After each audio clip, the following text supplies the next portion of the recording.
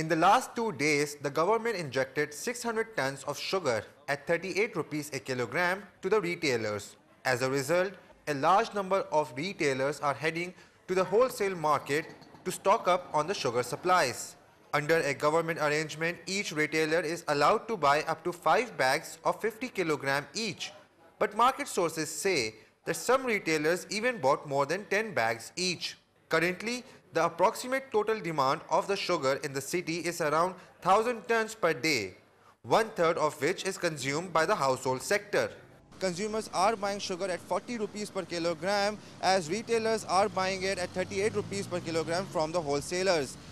There are about 2,800 retailers registered with the association and with the government, whereas few of them are selling the sugar at the high prices, with officials and authorities are up to the task where they have taken into custody of 2 such retailers who are selling at the high prices.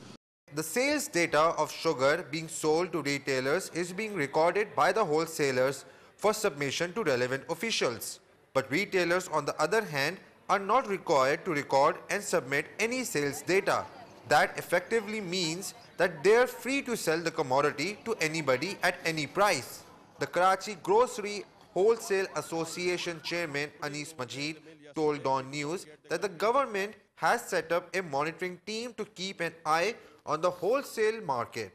However, there is no vigilance on the retail end, and that has resulted in price hikes going unchecked.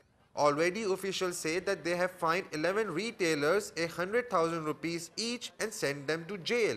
They were charged for selling sugar at 45 rupees a kilogram despite having bought it for 38 rupees a kilo. The government is now scheduled to meet on Monday to devise a strategy for the distribution of the remaining 650 tons of sugar.